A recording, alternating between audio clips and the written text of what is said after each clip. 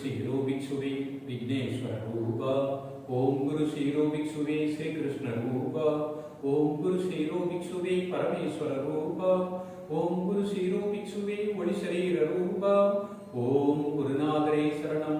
ओम गुरुदेवरे शरणम। ओम गुरुदेवराज श्रीरो भिक्षुवे शरणम शरणम शरणम। ओम गुरुवழியே आदि आदि। ओम गुरुमொழியே वेदम वेदम। ओम गुरुवழியே दीपम दीपम। ओम गुरुवदमे कापो कापो। ओम शिवतत्त्वाय विद्महे யோகாக்ராய धीमहि तन्नो पतंजलि गुरु प्रचोदयात्। அருட்பெருஞ்சோதி அருட்பெருஞ்சோதி தனிப்பெரும் கருணை அருட்பெருஞ்சோதி। பதஞ்சலி யோகம் யூடியூப் சேனல் நேயர்களுக்கு கிருஷ்ணன் பாலாஜியின் பணிவான வணக்கம். நேயர்களே, பரிபூர்ண வாழ்க்கைக்கு ஸ்ரீ பதஞ்சலி யோக சூத்திரம் சமாதி பாதத்தில் சின்ன சின்ன விஷயங்கள் நம்மளால் முடிந்த அளவு நமது உலக வாழ்க்கைக்கும் பயன்படணும். அதேபோல் நமது இலக்கு நமது லட்சியம் முக்தி பேர் அடையக்கூடிய பிறவா பெருநிலை அடையக்கூடிய நான் யார் என்பதை தன்னை உணரக்கூடிய அந்த சூழ்நிலைக்கும் அந்த ஞானத்திற்கும் பயன்படக்கூடிய வகையில் சின்ன சின்ன விஷயங்களை பார்த்துக்கிறோம். நமது அறிவுக்கு எட்டிய விஷயங்கள் மிகப்பெரிய கடல். அதில் உள்ளே நன்றாக மூழ்கி செல்லும் பொழுது நிறைய விஷயங்கள் நமக்கு கிடைத்துக் கொண்டே இருக்கும். இவ்வளவுதான் அந்த சூத்திரம், இதான் முதல், இதான் முடிவுன்னு சொல்ல முடியாது. அது ஒரு அற்புதமான கடல். நமது அறிவுக்கு இவ்வளவுதான் புறப்படுறது. இன்னும் ஆழ்ந்து சிந்தித்தால் இன்னும் எவ்வளோ விஷயங்கள் இருந்து கிடைக்கும். அந்த வகையில் இது வரைக்கும் 30 சூத்திரங்கள் பார்த்துருக்கோம். இப்போ நம்ம 31வது சூத்திரம் பார்க்குறோம். ஒவ்வொன்றுமே நமது அன்றாட வாழ்க்கைக்கு பயன்படக்கூடிய நமது வாழ்க்கையில் ஏற்படுகின்ற உலக வாழ்க்கையில் இல்லற வாழ்க்கையில் ஏற்படுகின்ற தடைகளை தாண்டி மனிதன் மகிழ்ச்சியாக ஆனந்தமாக உற்சாகமாக வாழ்வதற்குரிய வழிமுறைகளை சொல்லியிருக்கிறார். இதில் என்ன சொல்றாரு? துக்கம், மனக்கலக்கம், உடல் நடுக்கம், மூச்சு தடுமாற்றம் முதலியவை மன ஒருமைப்பாட்டை தக்க வைத்துக் கொள்ள முடியாமைக்கு துணை போகின்றன.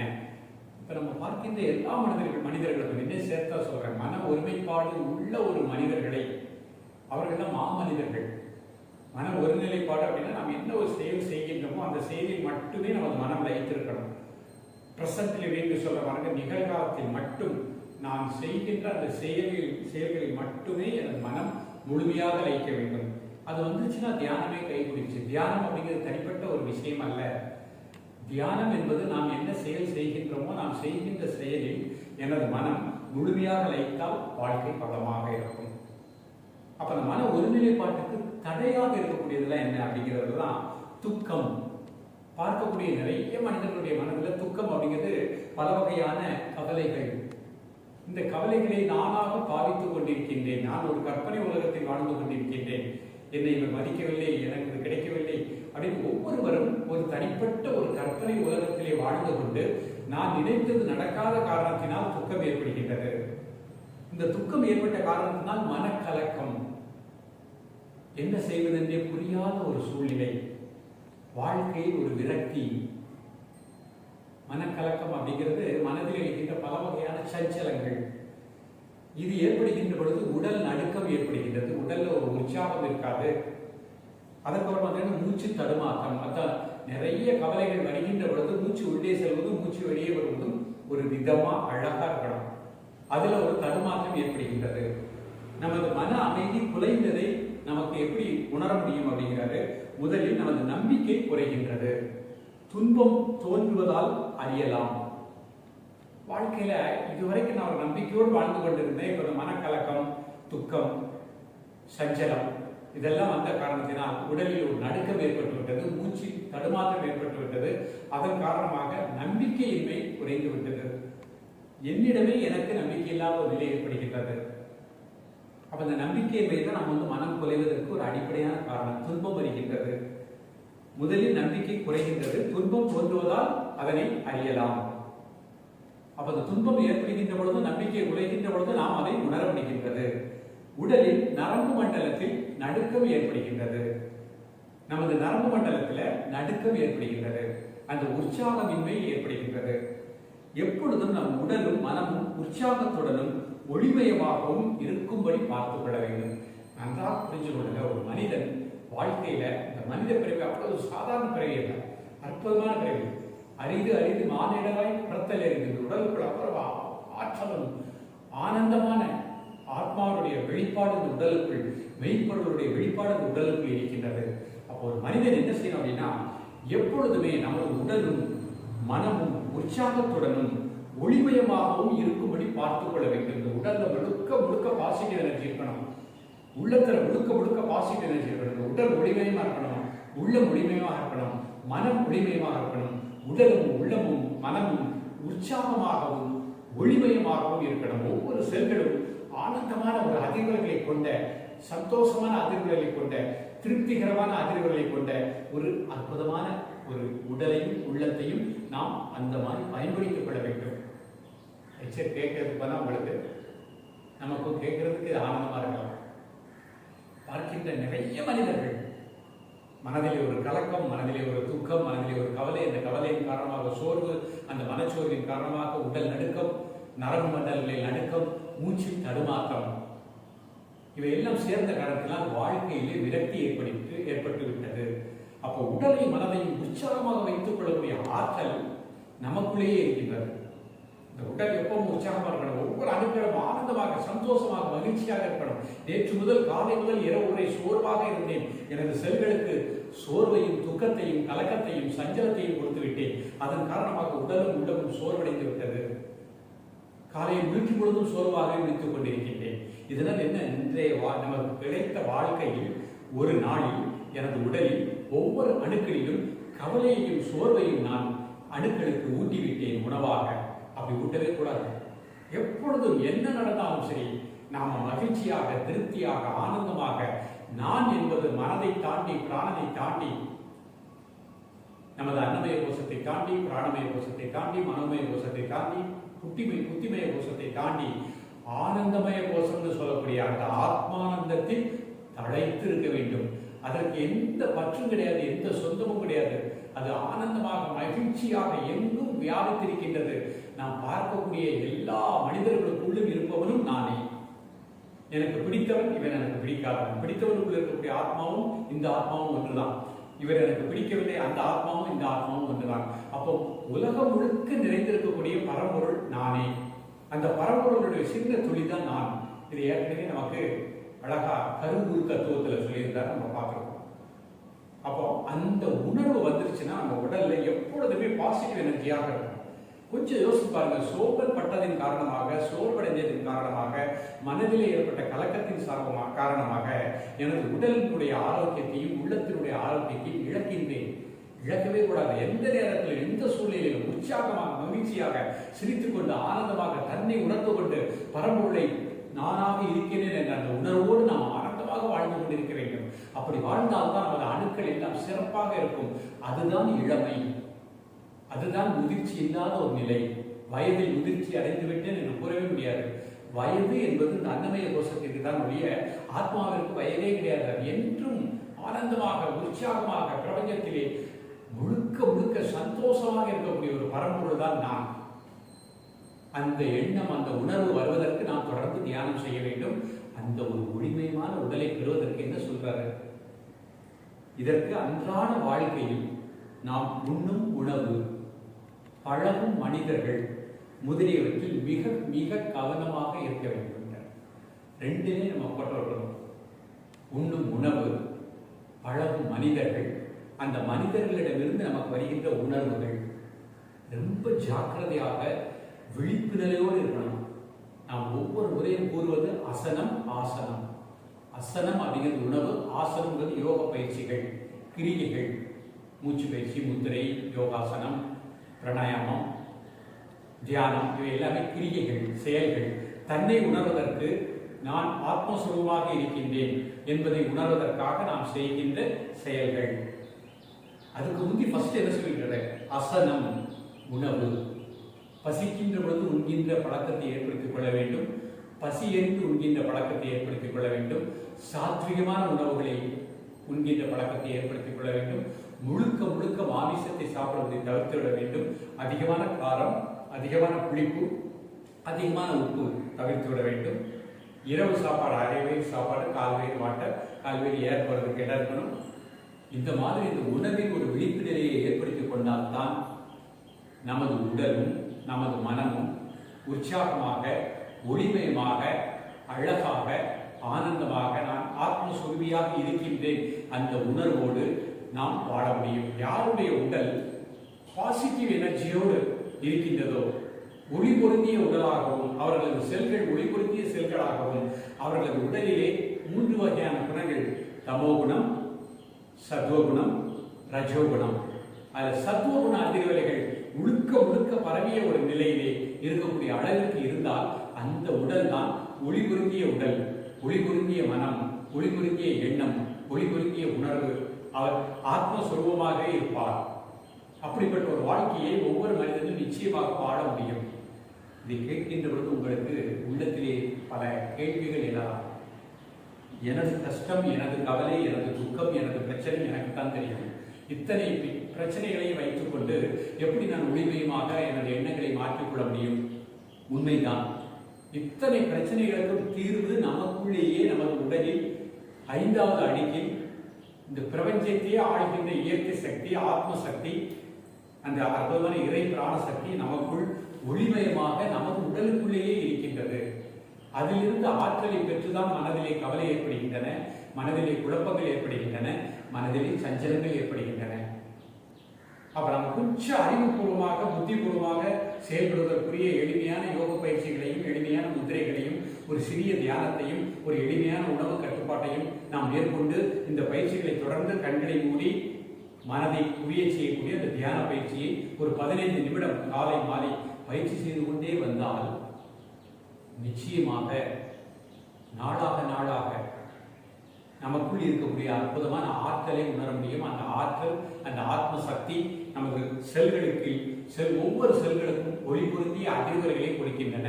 இந்த உடல் ஒளிமயமாகிவிடும், எண்ணங்கள் ஒளிமயமாகிவிடும், உள்ளத்தில் சாந்தம், அமைதி, பேரானந்தம் நிலைத்திருக்கும். நிச்சயமாக நமக்கு ஏற்பட்ட பிரச்சனைகளுக்கு முழுமையான தீர்வு நமக்கு கிடைக்கும். அது பொருளாதார ரீதியாக இருந்தாலும் சரி, உழைத்து முன்னேறக்கூடிய வாய்ப்பு நமக்கு கிடைக்கும். உடலில் ஏதாவது சோர்வுகள் இருந்தாலும் சரி, இந்த மாதிரி மனதை சாந்தமாக, மகிழ்ச்சியாக, தனக்குள் இருக்கக்கூடிய ஆத்மசக்தியை உணர்வதற்குரிய அந்த யோக நெறிமுறைகளை வாழ நாம் முயற்சி செய்தாலே நமக்கு ஒரு அற்புதமான ஆற்றல் நமக்குள் இருக்கின்றது என்பதை உணர முடியும். அந்த ஆத்மசக்தியை உடலில் ஏற்படுகின்ற பிணிகளை நீக்குகின்றது, மனதில் ஏற்பட்ட பிணிகளை நீக்குகின்றது. எனது எண்ணம், எனது சொல், எனது செயல் நிச்சயமாக எனக்கும் மற்றவர்களுக்கும் புனிதமாக செயல்படக்கூடிய நிலையை நிச்சயமாக கிடைக்கும். அதற்காகத்தான் இந்த பிறவி. தன்னை உணர்வதற்கும், தனக்குள் இருக்கக்கூடிய ஆத்மஸ்வரூபத்தை உணர்வதற்கும், நான் என்பது உடல் அல்ல, மனம் அல்ல, எண்ணம் அல்ல, எல்லாத்தையும் தாண்டி, புத்தியும் அல்ல, எல்லாத்தையும் தாண்டி சச்சித் ஆனந்த சுரூபமாக எனக்குள் மெய்யுணர்வாக இருக்கின்றேன். அந்த உணர்வை நாம் முழுமையாக உணர்வதற்கு தான் இந்த மானிட பிறவி. அப்ப அதை நம்ம உணர்ந்துட்டோம் அப்படின்னா அந்த சக்தி நமக்கு அற்புதமாக நம்மை மாமனிதனாக எப்பொழுதும் வாழ செய்யும். நமது உடலை சுற்றி ஒரு அற்புதமான ஒரு ஒளிமயமான வேவ்ஸ், நல்ல ஒரு பாசிட்டிவ் அதிர்வலைகள் எப்பொழுதும் உடலிலும், உள்ளத்திலும், எண்ணத்திலும், சொல்லிலும், செயலிலும் இருந்து கொண்டே இருக்கும். அப்படிப்பட்ட மனிதர்களை மாமனிதர்கள் என்று கூறுகின்றோம். முதல்ல மனிதர்களாக வாழணும் அப்படின்னாலே மனிதன் தனது மனதில் ஏற்படுகின்ற எண்ணங்களை, புலன்களை ஒடுக்கி ஆளக்கூடியவனே மனிதன். மனதை இதயத்தில் வைத்து வாழ்பவனே மனிதன். மன் பிளஸ் இதம், இதயம், இதயத்தில் எண்ணங்களை வைத்து மனதில் எழுகின்ற எண்ணங்களுக்கு மதிப்பு கொடுக்காமல் இதயத்தில் ஆன்மாவிலிருந்து வரக்கூடிய அந்த அற்புதமான உள் உணர்வுக்கு மதிப்பு கொடுத்து வாழக்கூடியவனே, அதை செயல்படுத்துவனே மனிதன். தொடர்ந்து அதை செயல்படுத்துவன் மாமனிதனாக மாறுகின்றான். ஒவ்வொரு மனிதனும் தனக்குள் இருக்கக்கூடிய ஆத்மஸ்வரூபத்தை உணர்ந்தால் நிச்சயமாக இந்த உடல் ஒளிமயமாகும். இந்த உடல் ஒளிமயமாவதற்கும், எண்ணங்கள் ஒளிமயமாவதற்கும் நாம் உணர்வில் ஒரு முழுமையான ஒழுக்கத்தை ஏற்படுத்திக் கொள்ள வேண்டும். அதேபோல் இந்த யோக நெறிமுறைகளை, தியானம், மூச்சு பயிற்சி, முத்திரை, யோகாசனம் முதலியவற்றை தொடர்ந்து விடாமல் காலை மாலை பயிற்சி செய்ய வேண்டும். தியானத்தை காலையில் ஒரு 1/2 மணி நேரம், மாலை ஒரு 1/2 மணி நேரம் அமைதியாக ஒரு இடத்தில் அமர்ந்து மூச்சில் கவனம் செலுத்த வேண்டும். அப்படி செலுத்துகின்ற பொழுதுதான் நமது எண்ணங்கள் ஒடுங்கும். நமது உணர்வுகள் நமக்குள் இருக்கக்கூடிய உள் உணர்வில் சென்று லயமடையும். அப்பொழுதுதான் நமக்குள் இருக்கக்கூடிய இந்த ஆத்ம சக்தியை நாம் உணர முடியும். அதற்கு தான் இந்த பிறவியே இருக்கிறோம். நமது மனமும் உடலும் ஒன்று கொஞ்சம் சரியாக இருக்கும்படி நாம் பார்த்துக் கொள்ள வேண்டும். உடல் மொழியை அறிய வேண்டும். பசித்தால் மட்டும் புசிக்க பழக வேண்டும். உடலுக்கு வேண்டிய ஓய்வு கொடுக்க வேண்டும். நமது மனமும் உடலும் ஒன்றுக்கொன்று சரியாக இருக்கும்படி பார்த்துக் கொள்ள வேண்டும். இப்போ ஒரு இளைஞர் கொஞ்சம் 20 வயசுல இருக்கக்கூடியவங்க வச்சுக்கோங்க, உதாரணத்துக்கு சொல்றேன். அவர் உடல் நல்ல இயக்க நன்றாக இருக்கும். ஆனா மனதில் நிறைய எண்ணங்கள், தேவையற்ற எண்ணங்கள், தேவையற்ற சிந்தனைகள் வளர்ந்து கொண்டே இருக்கும். அப்ப அவர் உடலை வசியப்படுத்தணும் அப்படின்னு ஒரு உடல் சொல்லுது. ஆனா மனம் சொல்லுது நிறைய சாப்பிட, அங்க போ சுத்து, ஜாலியாக இருந்தா வாழ்க்கை, இன்பம் வெளியே இருக்கின்றது. அப்ப உடல் என்ன சொல்லுது, மனம் என்ன சொல்லுது? மனமானது அவனை வெளியே இருக்கின்றது, புலன்களுக்கு அடிமையாக இருக்கின்றது. ஸ்மோக்கிங் பண்ணு, ட்ரிங்கிங் பண்ணு, வாழ்க்கையில் இதுதான் இன்பம். நீ பார்க்கின்ற உனது வயது உள்ள மனிதர்களை எல்லாம் பார், இளைஞர்கள் எப்படி ஆனந்தமாக கழித்துக்கா கூத்தாட்டம் போட்டுக் கொண்டிருக்கின்றார்கள். அப்ப இது மனம் சொல்லுது. உடல் என்ன சொல்லுது? இல்லை, அந்த உடலை பக்குவப்படுத்திக்கணும், உடலை வசியப்படுத்திக்கணும். அந்த நேரத்தில் உடல்ல சக்தி இருக்கும். அந்த சக்தியை பயன்படுத்தி அவனால் எல்லா வகையான ஆசனங்களையும் செய்ய முடியும். உடல் இடம் கொடுக்கின்றது, ஆனால் மனம் இடம் கொடுக்கல. இப்ப இந்த உடல் மனமும் ஒன்றுக்கு ஒன்று போட்டி போடும் பொழுது மனம் ஜெயிச்சிருச்சு, புலன்களுக்கு அடிமையாகிவிட்டது. ஸ்மோக் பண்றான், ட்ரிங்க் பண்றான், இதான் வாழ்க்கை, இதான் வாழ்க்கை. அப்பொழுது அவனுடைய லிவருடைய சக்தி அந்த வயதில் 20 வயதில் அவன் என்னதான் ஸ்மோக்கிங் பண்ணாலும், என்னதான் ட்ரிங்கிங் சாப்பிட்டாலும் மீண்டும் மீண்டும் அவனுக்கு ஒரு பூஸ்ட் பண்ணி ஒரு ஸ்டமக் பெயின் லேசா வரும், மீண்டும் சரியாயிடும். ஆனா அவனுடைய உடல் சொல்லுது, போதும், வேண்டாம் வேண்டாம், உடலை பார், உடலை பார், உடலை பார். ஆனா மனம் சொல்லுதில்லை, வெளியே பார், வெளியே பார். மனதுக்கு அடிமையாகிவிட்டான். அவன் உடல் மனம் ஒன்று சேர்றேன். கொஞ்சம் வயதாகிட்டே இருந்துச்சு, 10 வருடம் தொடர்ந்து முடிச்சுட்டே இருக்கிறான். 30 வயதுல லிவர் கெட்டு போச்சு. இப்போ உடம்புல பெரிய பிரச்சனை வந்துருச்சு, மருத்துவத்தை போனோம், லிவர் ஃபுல்லாக புண்ணாயிடுச்சு, பெரிய பிரச்சனையில எனக்கு இருக்கிறீங்க, அறுவை சிகிச்சை செய்யணும். அப்போ மனதில் அப்படி தனிமையாக உட்காந்து யோசிப்பாரா, இனிமேல் நான் குடிக்கக்கூடாது, இனிமேல் நான் புகைப்பழக்கத்துக்கு ஆளுமே ஆகக்கூடாது, நான் இனிமேல் கண்களை மூடி தியானம் செய்ய போகிறேன். அந்த மனம் அதெல்லாம் சொல்லும் பொழுது அப்போ மனம் அக்செப்ட் பண்ணுது, கரெக்ட் தான், கரெக்ட் தான். அவன் கண்ணை மூடி ஒரு யோகா பயிற்சிக்கு போனால் அவங்க பார்க்குறாங்க, இல்லைங்க உங்கள் உடம்புல லிவரில் எவ்வளோ பிரச்சனை இருக்குது, பெரிய பெரிய ஆசனங்களே செய்ய முடியாது. இப்போ உடல் இடம் கொடுக்கல, மனம் புத்திக்கு போயிடுச்சு. அந்த மனதில் இருக்கிற எண்ணங்களை எல்லாம் புத்திக்கு கொண்டு போய், இல்லை இல்லை நம்ம நல்லா தான் இருக்கணும், 10 வருஷம் உடம்பை கெடுத்து விட்டோம், இப்பொழுது நான் புத்திபூர்வமாக வேலை செய்ய போகின்றேன். ஆனால் உடல் இடம் கொடுக்கல. உடல்ல பல வகையான துன்பங்கள், அவனது எண்ணங்களினால், அவனது செயல்களினால் பல துன்பங்கள் வந்து விட்டது. அப்போ பாருங்க, உடலும் மனமும் ஒன்றுக்கொன்று இணைவதே யோகம். ஒரு யோகக்காரர் அப்படின்னா அவரோட உடலும் மனமும் அவரோடு இணைந்து இருக்கணும். உடல் மொழியை மனம் அக்செப்ட் பண்ணிக்கணும், மனதில் இருந்து புத்திக்கு போய் புத்திபூர்வமாக வாழக்கூடிய நிலையை ஏற்படுத்திக் கொள்ள வேண்டும். ஒவ்வொரு மனிதர்களும், வீட்டில் இருக்கக்கூடிய மாணவ செல்வங்களும், சிறியவர் முதல் பெரியவர் வரை இந்த உடல் ஆரோக்கியம், உள் அமைதி, தன்னை உணர்தல், இதுதான் வாழ்க்கையினுடைய லட்சியம். இந்த உடலை ஒளிமயமாக நாம் செயல்படுத்திக் கொள்ள வேண்டும். ஒவ்வொரு அணுக்களுக்கும் ஒளிமயமான எண்ணங்களை, உணர்வுகளை கொடுக்க வேண்டும்.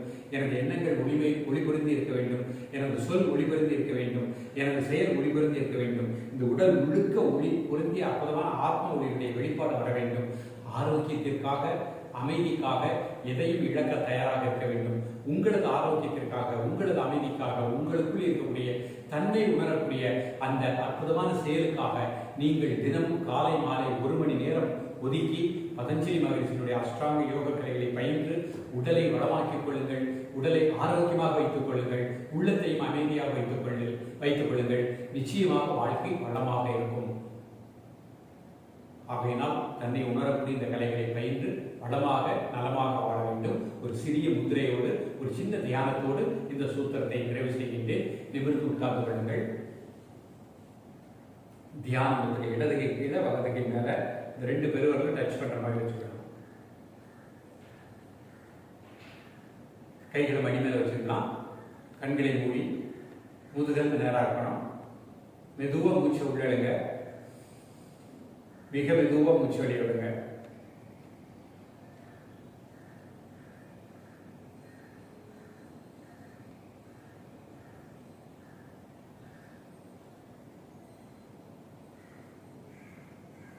இப்போ உங்க உணர்வு அப்படி நெற்றி புருவ மையத்திலே உங்களது மூச்சோட்டத்தை தியானிக்கவும்.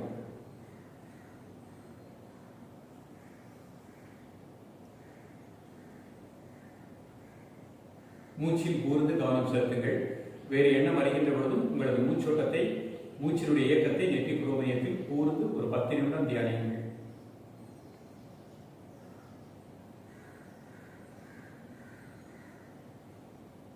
ஓம் சாந்தி சாந்தி சாந்தி. ஓம் சாந்தி சாந்தி சாந்தி. ஓம் சாந்தி சாந்தி சாந்தி. நேர்களே, இந்த தியானத்தை நான் சிம்பிளாக உங்களுக்கு சொல்லியிருக்கோம். சின்ன எளிமையான தியானம். நிமிர்ந்து உட்கார்ந்து மூச்சில் கவனம், நெற்றி கொட்டு அப்படியே ஆக்னி சக்கரத்தில் மூச்சோட்டத்தை கூர்ந்து கவனிக்கின்றோம். காலை மாலை, முடிந்தால் காலை மதிய மாலை சாப்பிடுவதற்கு முன்பாக 10 நிமிடம் ஒரு ஆரம்பிங்க. அதுவே உங்களுக்கு உங்களை உணரக்கூடிய ஆற்றலை கொடுக்கும். இதை பார்க்கக்கூடிய நேயர்களுக்கு உடலால் பல நோய்கள் இருக்கலாம், உள்ளத்தில் பல கவலைகள் இருக்கலாம். அப்படிப்பட்டவர்கள் நேரடியாக மகரிஷி பதஞ்சலி யோகாலயம் மாங்காட்டில் என்னிடம் நேரடியாக நீங்கள் வந்து ஆலோசனை பெற்று உங்களுடைய உடல் உங்களது உள்ளத்திற்கு ஏற்ற யோக பயிற்சிகளை பெற்று வளமாக நலமாக வாழ அன்போடு அழைக்கின்றேன். மீண்டும் சந்திப்போம். நன்றி, வணக்கம். பதஞ்சலி டிவியை லைக் பண்ணுங்க, ஷேர் பண்ணுங்க, கமெண்ட் பண்ணுங்க, மறக்காம சப்ஸ்கிரைபும் பண்ணுங்க.